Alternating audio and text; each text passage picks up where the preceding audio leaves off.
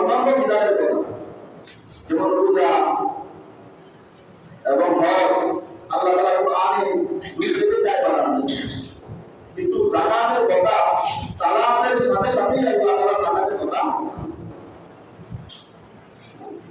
কোরআন শরীফের প্রায় 80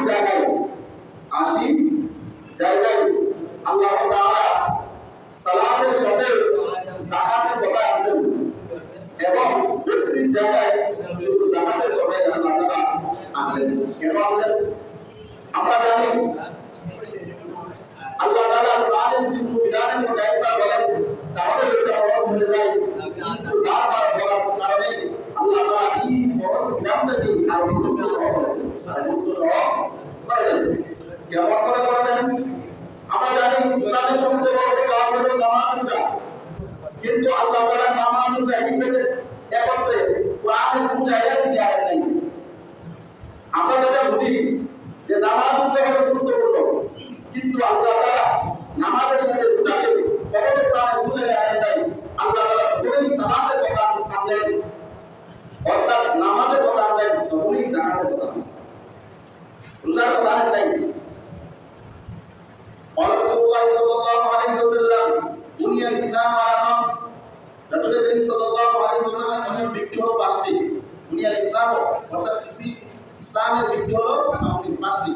শাহাদাতু লা ইলাহা ইল্লাল্লাহ ওয়া আশহাদু আন্না মুহাম্মাদুর রাসূলুল্লাহ, এক হলো আল্লাহর ব্যাপারে সাক্ষ্য দেওয়া ঈমান, দ্বিতীয় হলো নামাজ কায়েম করা, তৃতীয় হলো ইদাই যাকাত প্রদান করা, হজ, চতুর্থ হলো হজ করা, ওয়াসম রমাদান, পঞ্চম হলো রোজা রাখা। তাহলে বোঝা গেল নামাজের পরে সবচেয়ে গুরুত্বপূর্ণ যেটা এটা হলো যাকাত। এটা কি যাকাত? কারণ যাকাত রোজার থেকেও বেশি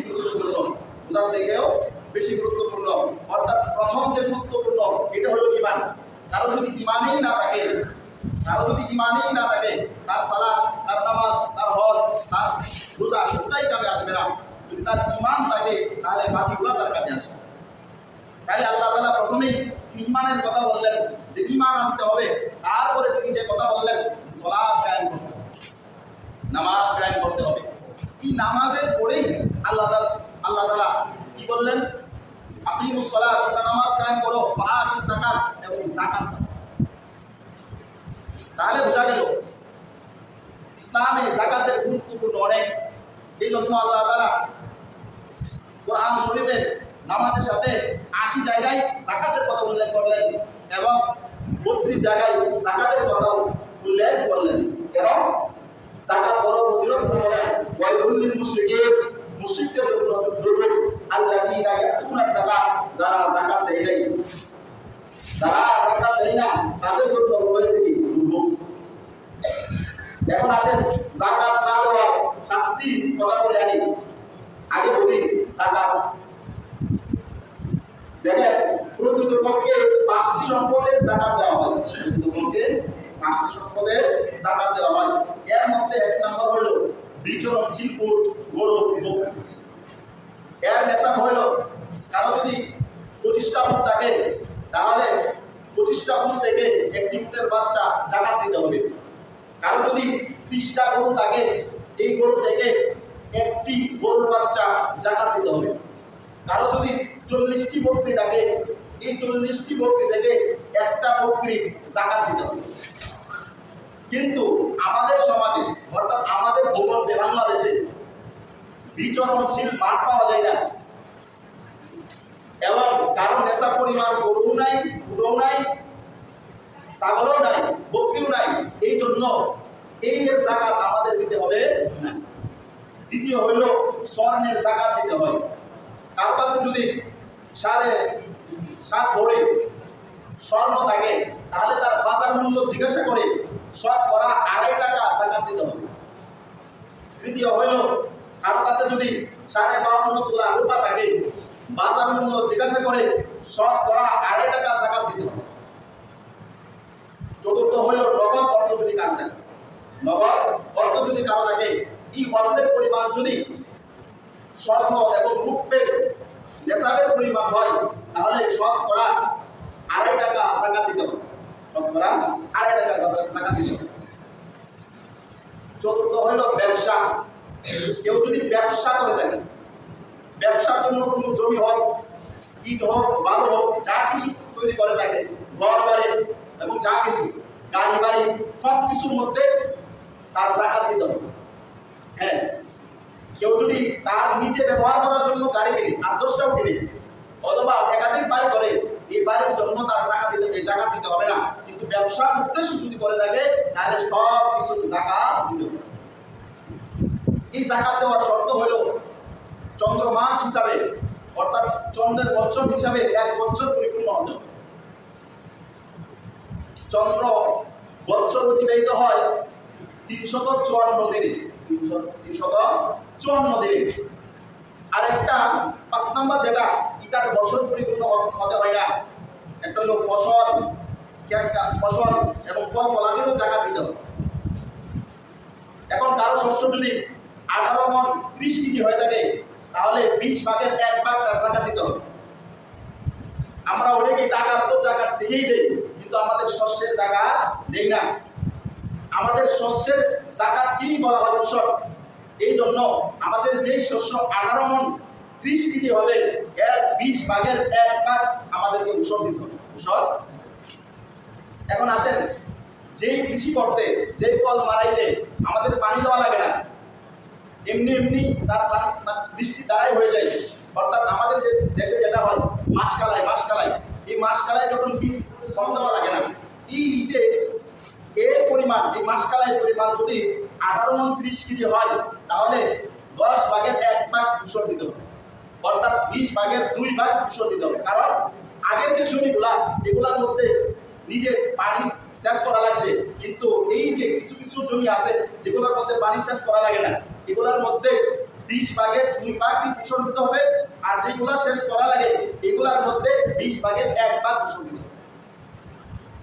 আমরা যদি এই উৎসব না দেই, আমরা যদি জাকাত না দেই তাহলে কি হবে?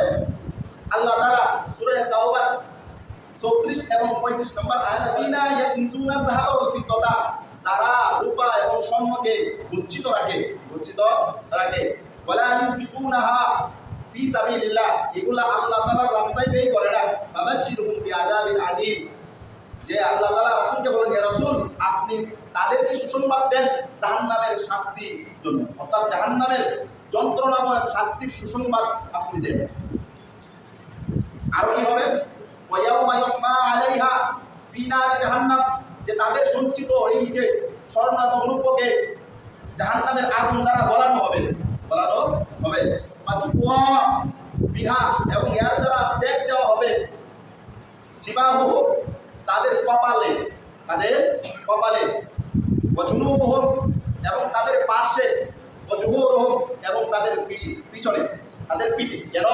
কারণ কারো কাছে যখন জাকাত চাওয়া হয় সে তখন প্রথমেই তার কপালকে পাস করে নেয়, মানে একটা অনীহা সে প্রকাশ করে। আবার যখন চাওয়া হয় সে তার পার্শ্বকে ঘুরিয়ে নেয়, তখন তার স্ত্রীকে ফিরিয়ে নেয়। তৃতীয়বার যখন তার কাছে যাওয়া হয় তখন সে একবারে ছুটে চলে যেতে থাকে, এই জায়গায় দেখেন তার পিঠ দেখায়। এই জন্য আল্লাহ তাআলা বলেন যে প্রথম তার কপালে সেক দেওয়া হবে, দ্বিতীয়ত তার পার্শ্বে সেক দেওয়া হবে, তৃতীয়ত সেক দেওয়া হবে তার পিঠে। হাদা কানজুকুম লিআনফুসিকুম, এই ধন সম্পদ নিজের জন্যই তো তৈরি করেছিল, সঞ্চয় করেছিল। ফাদুকু মা কুনতুম তাকনিজুন, তাই তোমরা মজা চাখো যে বিষয়, মানে যেই অর্থ সম্পদ তোমরা সঞ্চিত রাখছো, এই অর্থ সম্পদ এখন এর যে একটা স্বাদ আছে, অর্থাৎ জাহান্নামের আগুনে জলে পাক হয়ে তোমাদেরকে যে সেক দেওয়া হবে, এই সেকটা তোমরা চাকবে। এই সেকটা কেন?